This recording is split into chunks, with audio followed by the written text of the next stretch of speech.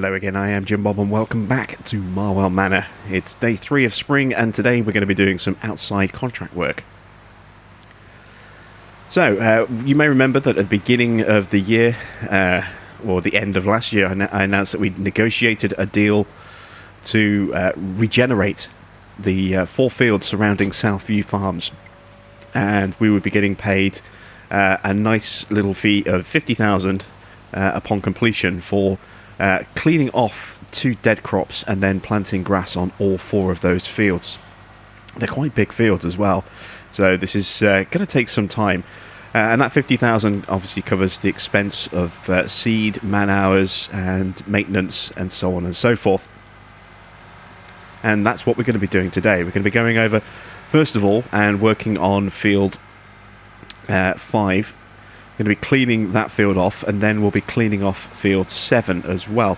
Now if we get time, we're going to try and plant those fields today as well, because tomorrow, no matter what we do, we have to clean off our own field of field 18. We have to get that done so that we can plant our corn and our canola, sorry, our corn and our soybean on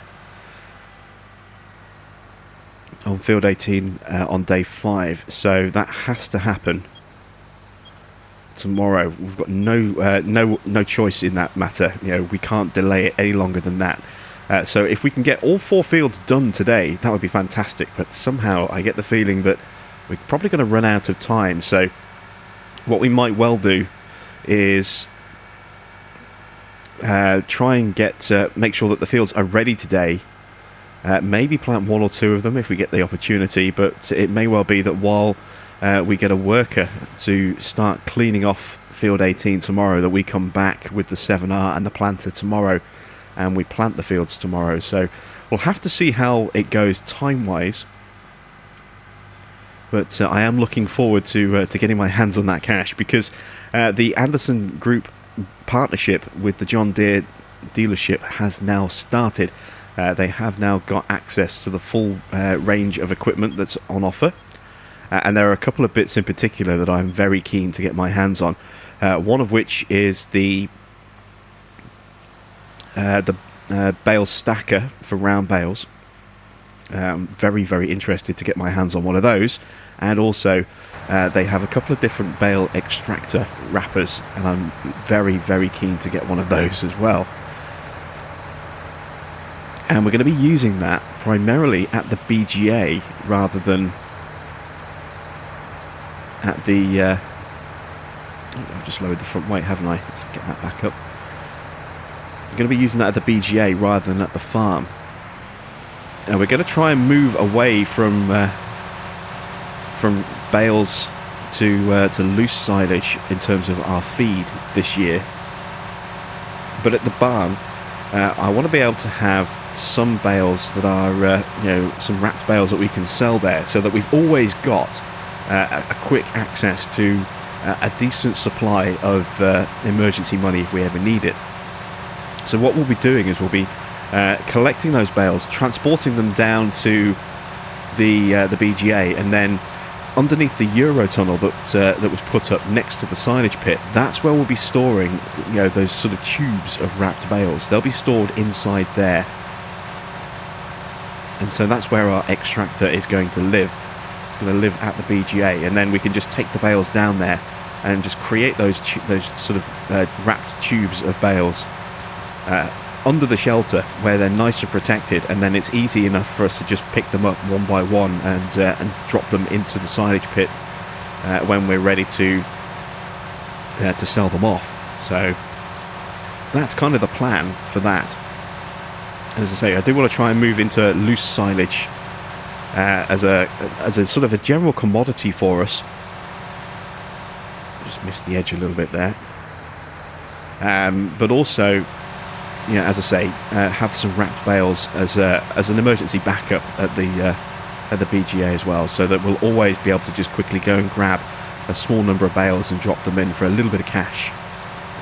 If ever we're a little bit short, or we're struggling with a debt payment or something like that. So the pit is going to be open sort of throughout the year, and then come towards the end of the year, that's when we're going to be looking to sort of then ferment and close the pit for selling the silage over winter. Give us something to do over winter, and also give us the money to look at expanding for the next year on the farm. So it means that the pit is essentially out of action for the majority of the year in terms of being a revenue source. This is why I want to be able to do wrapped bales as well, so that we can keep that little steady stream of little bits of income coming in as and when we need it for, you know, an emergency purchase of something or a lease of something, and then we get our big payout which goes towards land at the end of the year when we empty our silage pit into the shredder at the BGA. So hopefully all will work out quite nicely. The inline wrapper that I'm looking at is, well, there's two. There's one that is for square bales and round bales, and that's around 35,000. And there's one that's just for round bales, which is 30,000. Interestingly enough, the one that's slightly cheaper and just for round bales actually uses up more slots than the one that does round and square.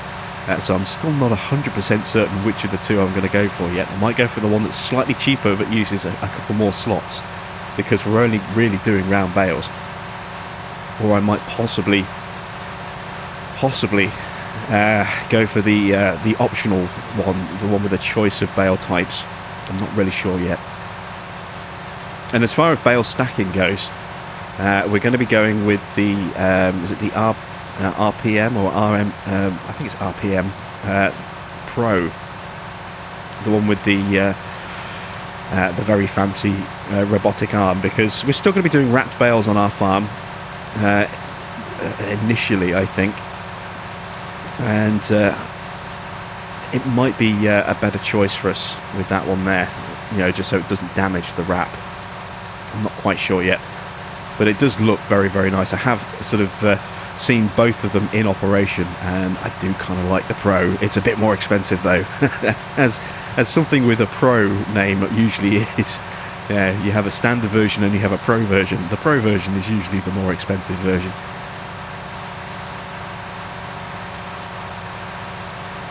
Just look at the PS4, for example.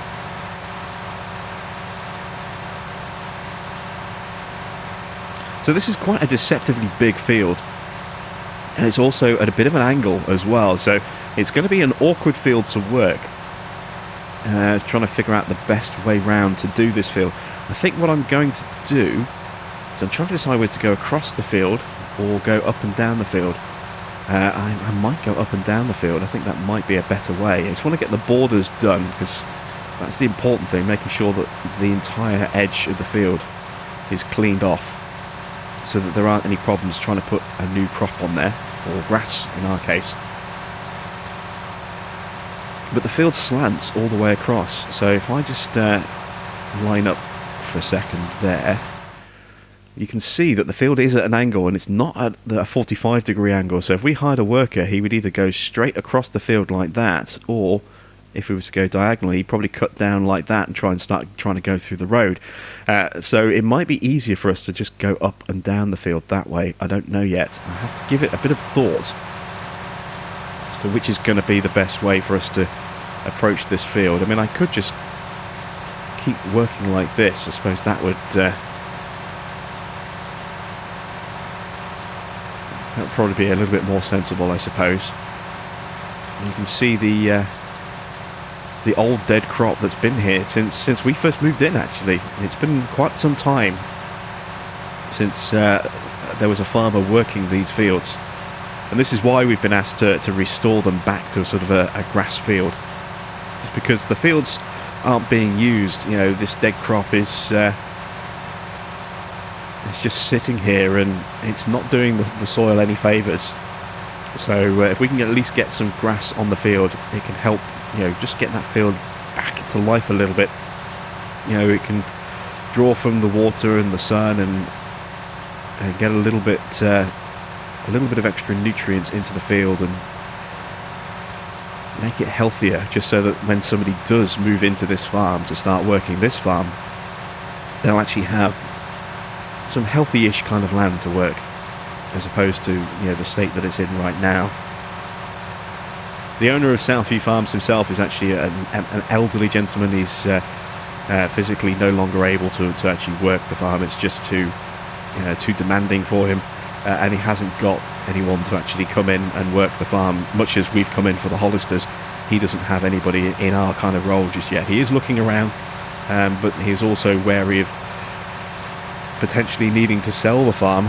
So who knows, maybe going forward we could cease working for the Hollisters and actually buy this farm ourselves. I don't know yet, we'll have to see. I mean, we're kind of still paying off our own personal debts that we incurred when we were in Felsborough, and this job is allowing us to kind of stay in the farming business while our finances, our own personal finances, are sorted out. So it's not like we could just come in and drop a huge amount of money to purchase this farm, because we don't have a huge amount of money. Any money that the farm makes, once our salary is taken out, goes straight to the Hollisters because it's their farm. So yeah, we'll have to see what happens. Maybe the Hollisters will look to expand. You never know. If the farm is successful, then they may choose to expand and acquire this land as well. We'll have to see how that goes, I suppose. So I'm going to crack on. I'm going to make a bit more progress on this field. I'm just going to keep going around the edge, I think. And I will catch up with you once I've made a bit more progress.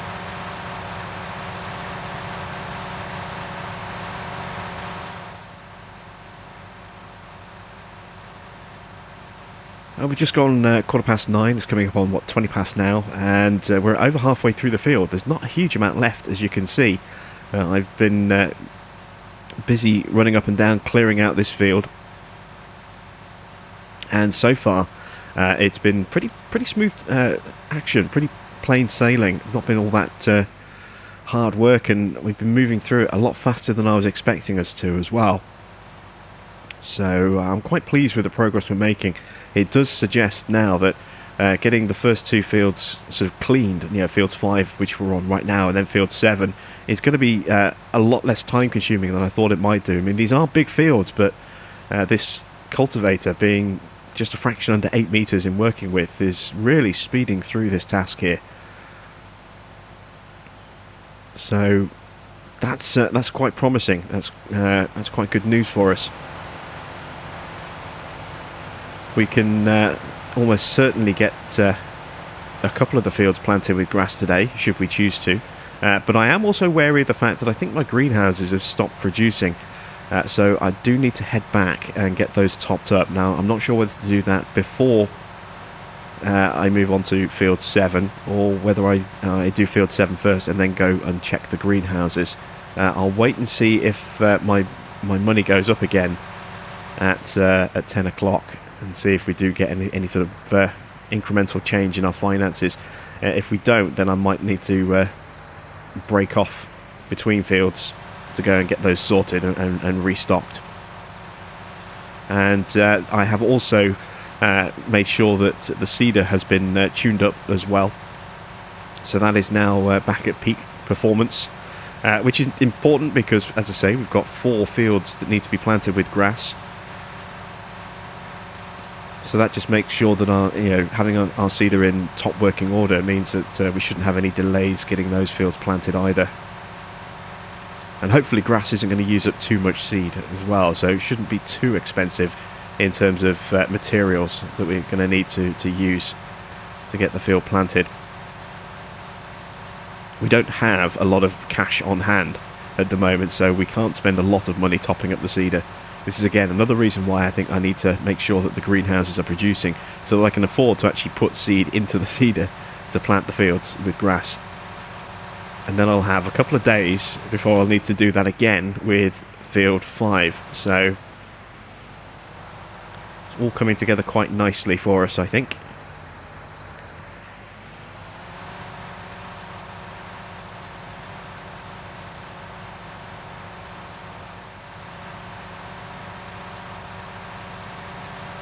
We're getting down to the final part of the field, just this little kind of odd shape here to do, and I figured it would be easier for us to just kind of do these sweeping runs around the side here, so that we can stay sort of on the crop for longer between passes. So we're kind of working at a bit of a strange angle, as you can see, but I'm getting some good clearance done here. It's 11:15, so we've got plenty of time left in the day to get the other field done. We are still getting a little bit of money coming in from our greenhouses, but I am going to break off between fields 5 and 7 and move over back to the farm to work on our greenhouses, make sure that gets sorted and our income supply doesn't dry up, because we do need to be able to afford to buy that seed, and without that income coming in, well, at some point we're going to run out of seed and run out of money to be able to put more seed into our YP2425A. So got to make sure that stays active. I have been checking to make sure that I'm not missing any patches as well on a regular basis, and so far it's all been going very smoothly, and the odd little tuft that does get missed I just quickly go back over and get rid of. So we're completely clearing away this old dead barley crop here.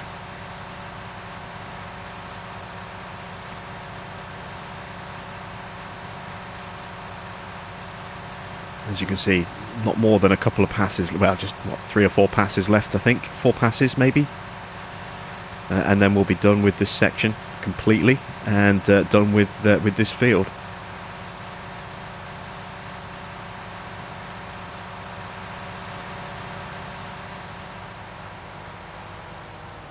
There we go. If we move over,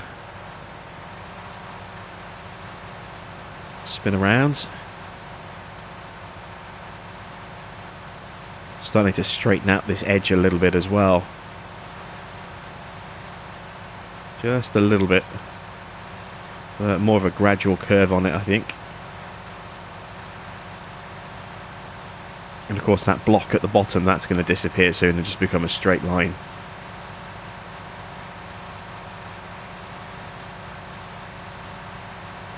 So it's all working out very, very nicely indeed. There you can just see there is field 7 in the background, a dead crop on that, and I think there's a dead crop on the field over there as well. That is, I'm trying to remember which field number that is. Let's have a look. That's field 11. 11 has a dead crop as well, but I don't know who owns that field. And that's one that we could potentially look at, maybe seeing if we could acquire for ourselves, depending on how much it's going to cost. And whether or not the Hollises are prepared to extend all the way out there. I mean, they have said that the next field they're going to be purchasing is field 17, because that's right at the farm. So it kind of makes sense for them to, keep all their land quite compact in terms of their footprint, and stay focused around where where the farm is actually based, for the purposes of ease of operation and so on and so forth. But beyond 17, it'll be interesting to see where, if at all, they choose to expand to.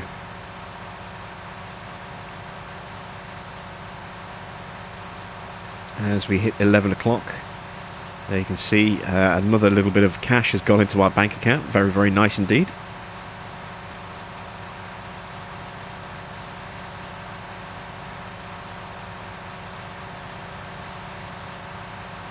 And not a lot left, so I'll crack on with this, and once this section is done, I will see you as we're heading back to the farm.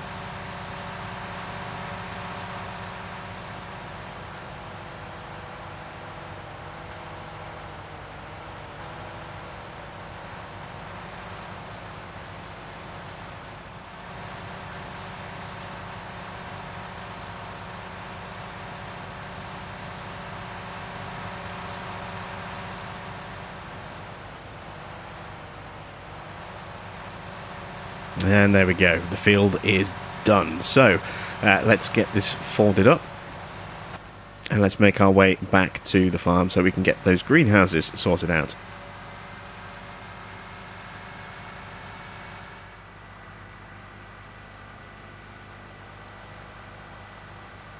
Alright, so I'm just going to park up just here, so that we don't have too far to go on the way back out again. We can also give everything a bit of a nice clean just here as well.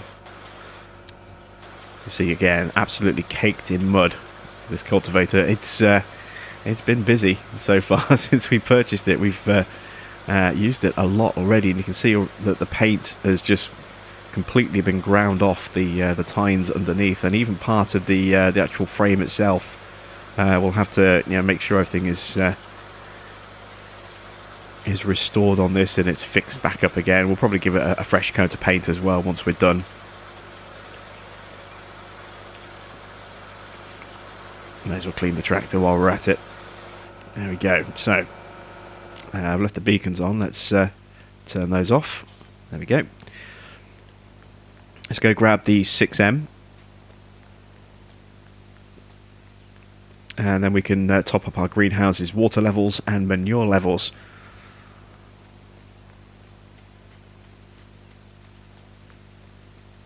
It's 11:45, so I think we might have been right initially with our first kind of thought that we're not going to be able to plant the fields today, but we are going to be able to get them worked and cleaned. So if it took us, let's see, we started early. We say it was 6:30 when we got started. It took us 5 hours to do that field, so we can assume it's probably going to take us something similar. Maybe not quite as long, but something similar to do field 7 as well, which means by the time we're done with the greenhouses, it's going to be dark, and we're not going to be able to get the planting done. So tomorrow, I think what we'll do is we'll, as I say, we'll get a worker in the 6R cultivating out the cover crop on field 18, and we'll break out the seeder and we'll go manually seed our fields.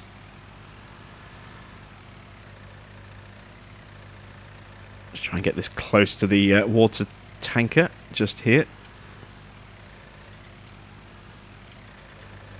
There we go. Kind of squashing the bushes a little bit, but it's all just overgrowth, so it doesn't really matter too much.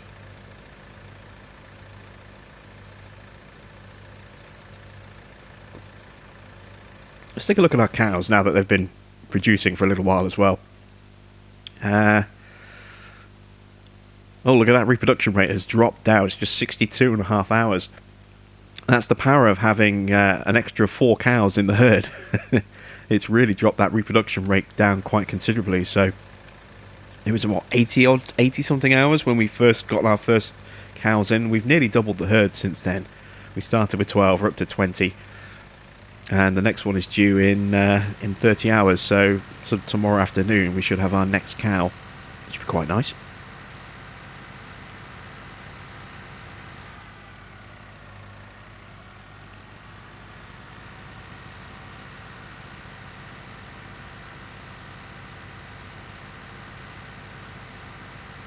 Right, let's get the angle right. There is a little bit of manure left in there, as you can see, but not much, so they definitely do need topping up.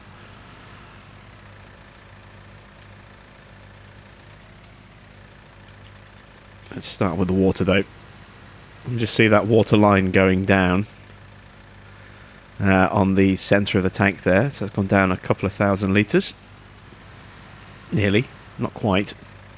There's still some water left in these water butts as well, so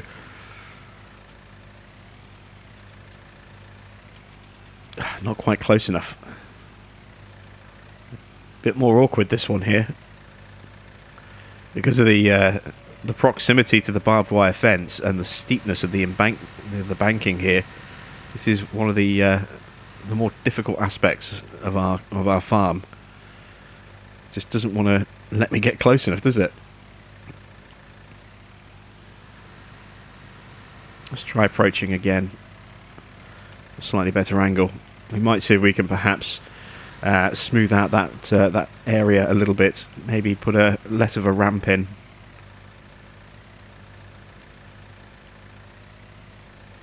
It just doesn't want to hit the trigger point on this one. Let's try going in from the other side. That might be a bit easier.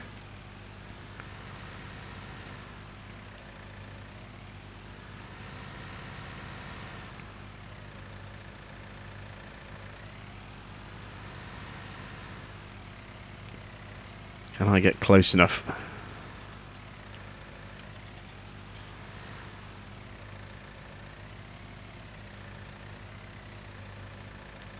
Well, we're practically touching, but it just see the what's going on with our trailer. It's sliding up the hill there. Yeah, for some reason I can't get this second water butt topped up for some reason. I just... this is frustrating. Alright, let's try this again. Oops. Try and get right alongside it. It just... yeah. Oh, there we go. Now we've got the prompt. So we'll just have to, you know, pull right forward like that. There we go. And then just reverse our way back out so we can turn and get back off there. I'll have to remember that for next time. And I'll see if I can perhaps repack the land around there a little bit just to smooth that ramp out, because it is quite severe. I'll look at doing that probably in the evening. Alright, so water trailer can go back in.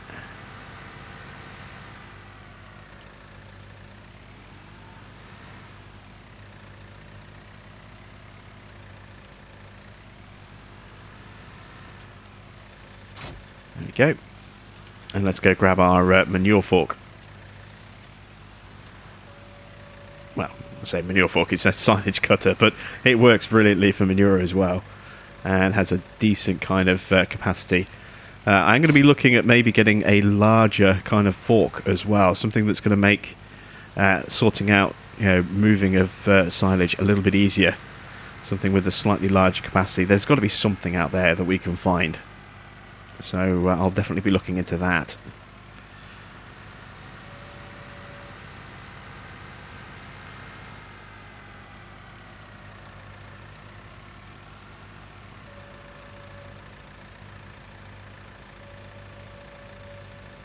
There we go. That's the first scoop.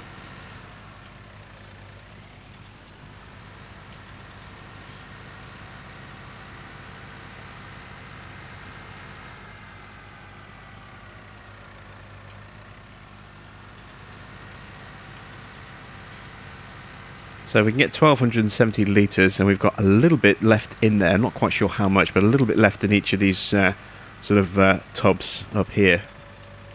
We can probably, hopefully, get away with just 4 trips and not a 5th one.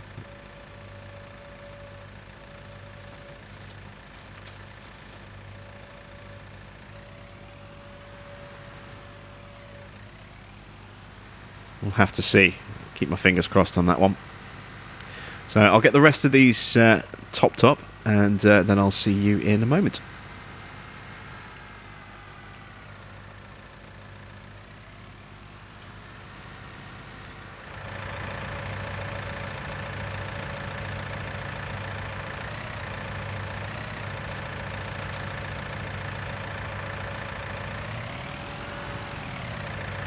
And there we go. Our greenhouses are now fully stocked up. So we need to go and drop off this remaining bit of manure, and then jump back into our 6R and head on over to field 7, get that one cleaned. Oops, I've gone straight past my turn off there. Whoops. There we go. Yeah, we'll go straight over to field 7 and clean that off, and then we'll see where we are time-wise once that's done. I reckon it's probably going to take me a good 5 hours. Who knows? Might possibly have time to do one of the fields today, or 2 of the fields today with some grass planting. We'll see how we get on with that. But I think what I might well do is I might just clean out the cows once we've finished. You know, make sure that their food mess has been cleaned up a little bit, and make sure that you know, their manure is cleared away. You can see they're getting a little bit of a build-up of manure again. So I'm just going to leave the 6M just there so that we can use that later. Let's jump back into the 6R.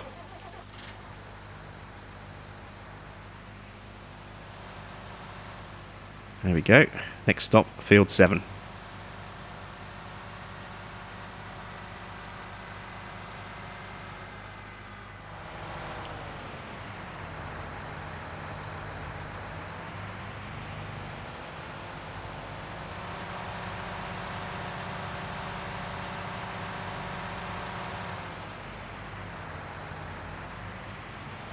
Alright, so here is field 7. This is a bit more of an awkward shape. So it could take a little bit longer to get going on this one, but once we do get going, it shouldn't be too difficult. We'll need to make sure that we close the gate behind us.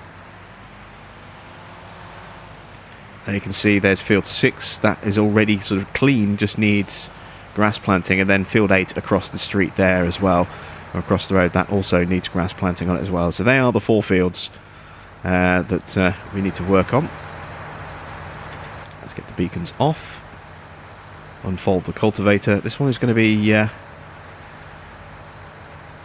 it's going to be a very strange kind of decision on how to work this one, I think. Again, we'll start by doing ourselves a sort of a lap around the field.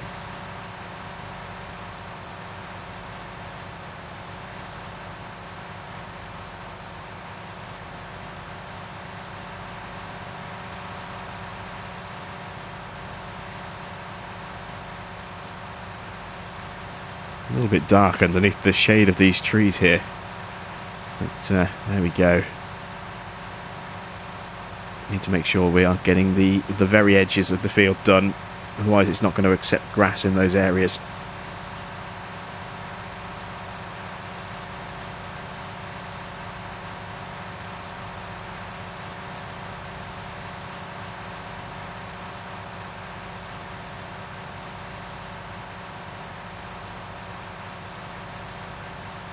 Good stuff so far. And we've got this little kink around this backyard here.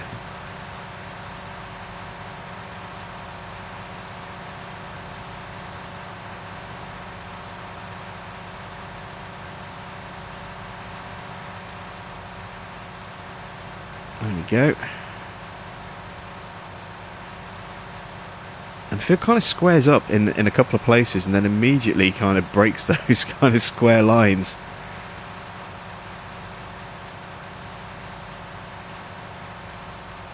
So again, this is not one of the most straightforward fields to work. Well, there aren't really that many straightforward fields in this area. They're all kind of, you know, they have sections that you could do just, you know, quite handily with a worker, but there's always something on these fields that you have to do yourself. You know, they just get, you know, a little bit too complex, you know, in their shape for a worker's AI to handle.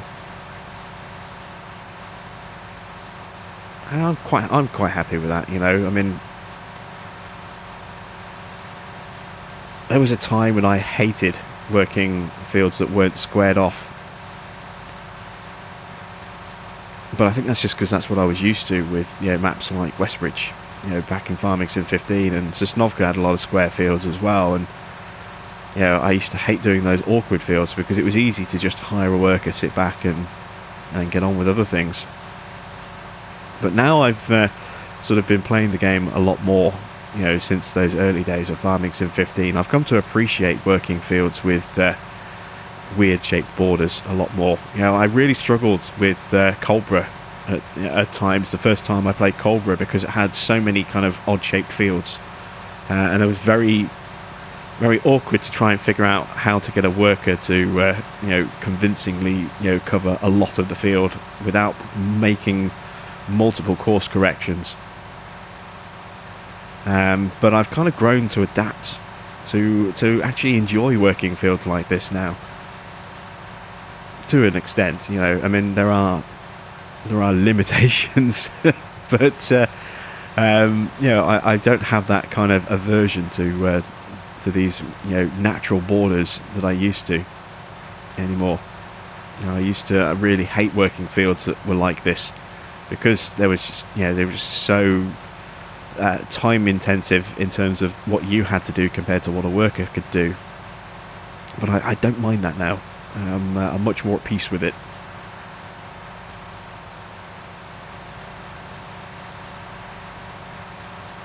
And I think it keeps a map a bit more interesting for longer as well. I think if you have fields that are just perfectly square everywhere across the map, then it can lead to that, you know, that complacency where you just start hiring a worker just to help out here and help out there, and then before you know it, you start hiring a worker a lot more and a lot more, and you just become so reliant on workers that you don't end up actually doing that much farming yourself, and a map doesn't feel so special from that point there. I mean, I can see the pros and cons of workers in the sense that it helps get a lot of stuff done, and especially when you're doing something that needs a swath of some kind behind it, be it straw or be it grass, you know, or hay or whatever, you know.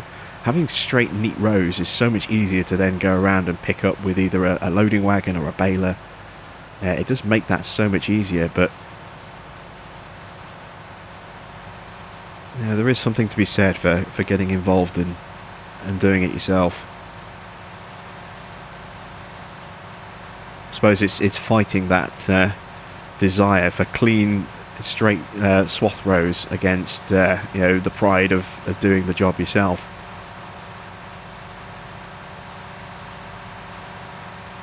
Right, so we've done a border. Let's do another loop around. I think just looping around the field might be, at least to start with, just the best way for us to approach this field. So I'll you know, especially with this sort of bit that we have here, this narrower bit, I'll keep working away like this. And I think what we'll probably end up doing is when we get to the big chunk of fields just around that kind of corner there, once we've cleared out another border pass, what we might do is just go up and down the field like that. Might be the easiest way for us to approach this one. So I'll crack on again a bit more, and I'll see you once we're sort of done with this small bit over here.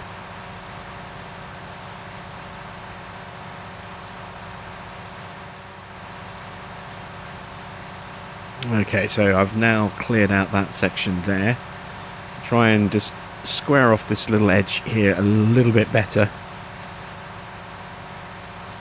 just to make it a little bit easier for us to, you know, to stay in a straightish kind of line as we work this field. We're now just gone 2:15 in the afternoon, so time is ticking on. Yeah, we're not going to have time to plant today, but we can certainly take care of the cows again. Make sure that they're mucked out and their food levels are, well, their food area is cleaned up. I think that's going to have to start becoming, at some point soon, it's going to have to start becoming a daily task. Otherwise they're just going to end up, you know, absolutely covered in manure, with mess all over the place. But there we go. Right. Let's see, where should we start? I think if we start here, we try and go in a straight line.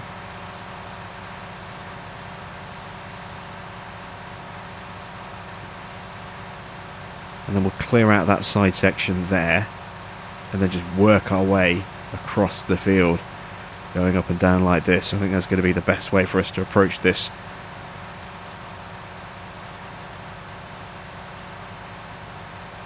I'm going to need to put a little bit more fuel in the tractor at some point soon. We are starting to run a little bit low, almost down to half a tank.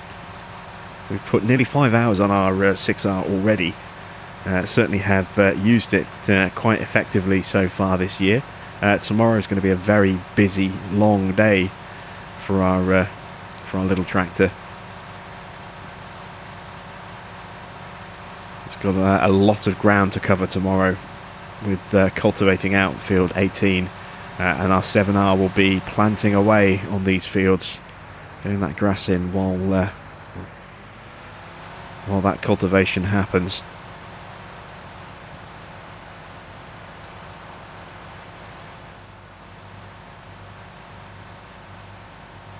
Progress on this field is coming along quite nicely as well. As you can see, we are getting a nice good run going through here, and I haven't missed anything yet either, although it is quite tricky to stay in a straight line unfortunately. You can see, oh, we've missed a little spot just there. We'll have to tag that. In fact, I can just see it coming into view now. I completely missed that. Trying to use the crop destruction as a guideline for staying in a straight line, but this does seem to pull from side to side quite easily. Not sure again if it's the weight of this cultivator that's causing the issue. But it's not the easiest thing to just stay in a straight line without, you know, without assistance.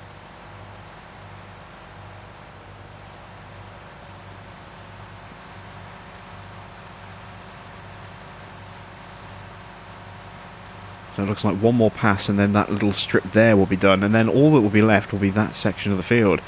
So not much left to do, and it's only 3:45, so I think we might actually break out the seeder and try and get at least one of the fields done today, maybe even two of them. I mean, planting shouldn't take very long at all. It should be a pretty quick and straightforward kind of job, so we've seen how quickly we can turn those fields around in terms of how fast we're able to plant fields 1, 19 and 15, all of which are starting to show growth as well. I did check that earlier, and they are now in their first stage of growth, which is kind of cool. Going to have to keep an eye out for weeds popping up at some point in the near future.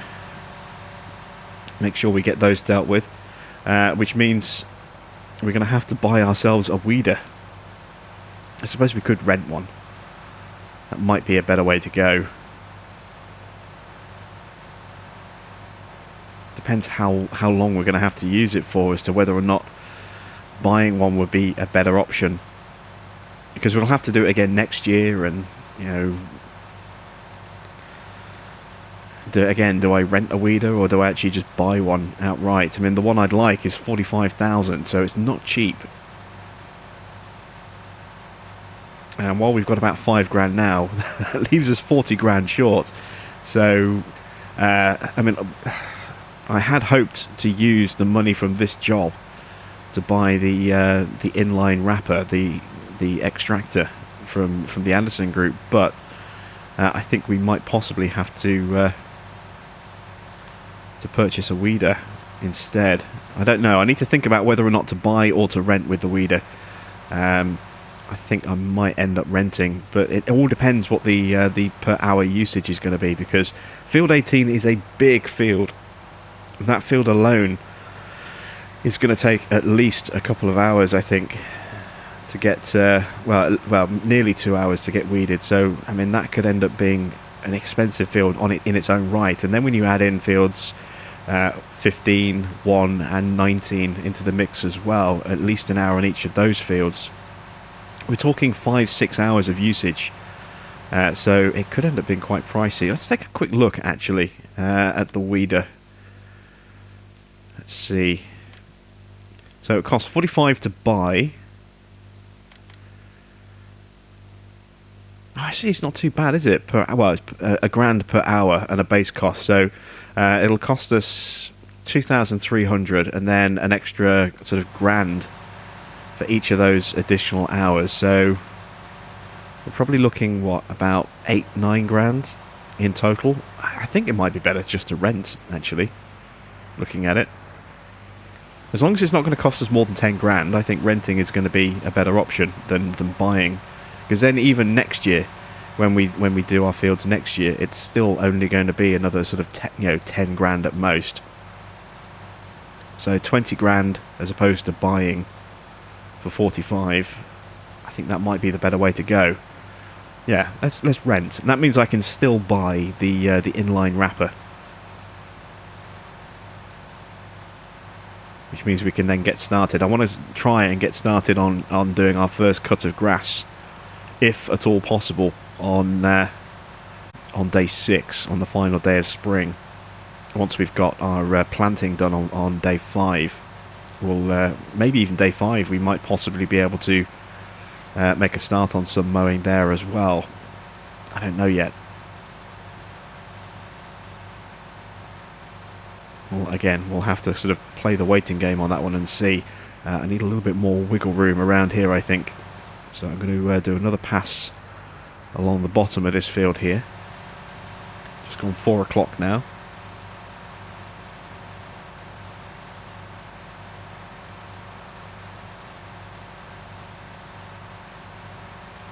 And I'm actually going to split the field on this one. I think this might be a little bit easier for us to deal with this kind of misshapen section over here if we split it.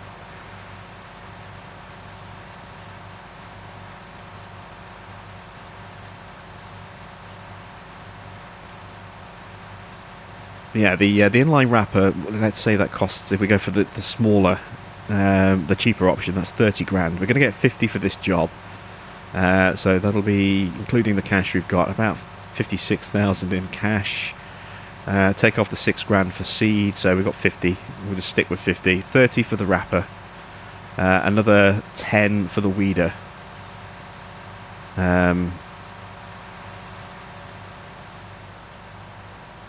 I'm saying 10, even though it's going to cost us less than 10 for operational use, because we're going to have to hang on to it for a few days until all the weeds have come through, especially on our newer fields. Our fields that haven't been planted yet. So if we say 10 grand for the weeder, that's 40. That leaves me 10 grand. Now the trailer that I want is about 70. It's not cheap at all. So we'll probably have to lease one this year, and then hopefully we can buy one outright next year. So again, it's making sure we've got the money to be able to get the bales off the field and take them to the BGA, where we can then wrap them. Yeah, I think that's what we're going to have to do it that way. I guess we'll find out exactly how it's all going to shake out once we've got the money for this contract in our hands, and we can start looking at making those purchases and lease agreements. See what we've got and how much we've got left over. We don't have any overdraft left to play about with, so we're down to whatever we've got and whatever we can bring in between now and then. And it'd be nice to bring in some money from silage baling, but it's going to be a few days until we can do that. We could possibly look at milk selling as well, as a way to bring in some extra cash. How much milk do we actually have right now? Nearly a full tanker. And the pricing for milk at the moment, not good. Dairy price is pretty low, so we'll have to kind of hold off on that for now. But assuming that price goes up again tomorrow, we could look at maybe doing a dairy run tomorrow. We should have a full tank by then as well. That'll bring in, if we can get say 1500, then that'll bring in what, 12 grand. That's not too bad. Get a couple more of those tanks sold throughout the year as well, and that'll all go towards equipment. There is one other thing that we do need to purchase, and that is the corn chaffer, which we can attach to our 7R. That's going to cost us about 38,000 as well, I think. So that is something that we are going to need to buy, because we're going to need that to be able to chaff the corn that we're going to put down. And I must remember, I've got to leave that little corridor of unplanted ground around the edge of the field,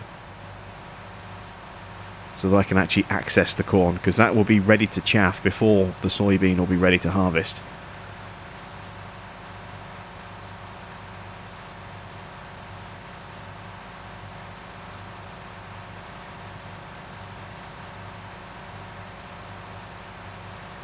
It's going to be challenging trying to get everything kind of lined up properly. I mean, our first cut is going to be first grass cut is going to be bales for the BGA to be wrapped and stored at the BGA. The second cut is going to be used to start filling the bunker that we have at the farm with loose material, so that we can do a silage run for TMR. Again, we might need a way to collect that as well, so we might possibly need to look at getting ourselves a loading wagon as well. There's quite a few things that we do need to pick up this year, and I'm trying to think how we can actually afford to get all of them. Again, we might have to look at leasing equipment as our modus operandi this year,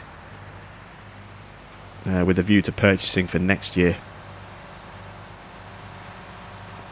Going to be going to need to really think about this one, I think.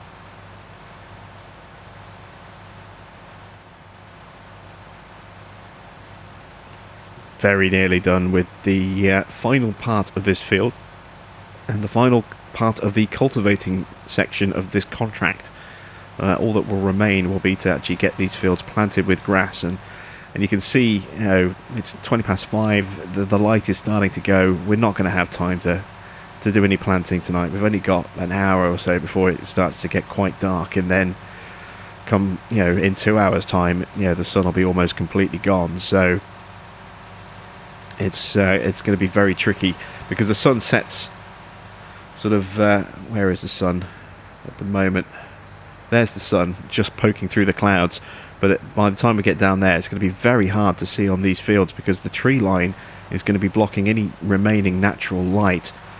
So it's going to be easier for us to just do all the planting tomorrow. It means we'll have to pay worker fees in terms of running a worker on the 6R on field 18 while we plant, and then once we're done planting, we can then take over on the 6R and finish getting that field cultivated. That's going to take a long time, despite the fact that we've got this new cultivator. It's still going to take several hours to get that field clean, not just because it's a big field, but because of the way the field is shaped as well. It's going to make it a little bit trickier. So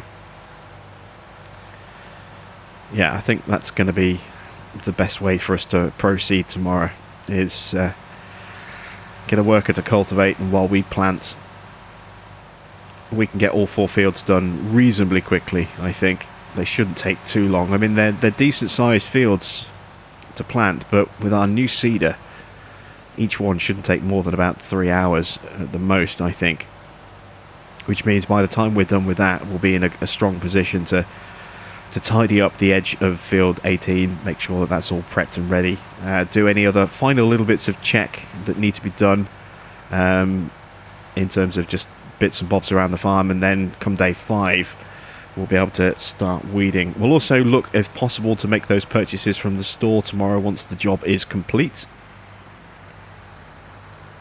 I have already spoken to the dealership and said that I would like to pick up an extractor tomorrow, and I've also asked them to try and arrange lease of a weeder, because I think we're going to need that in a day or two's time as well. So we'll pick that up. They'll have it in storage ready for us, and then we'll pick it up on the day we need it to try and minimise our lease costs. Let's get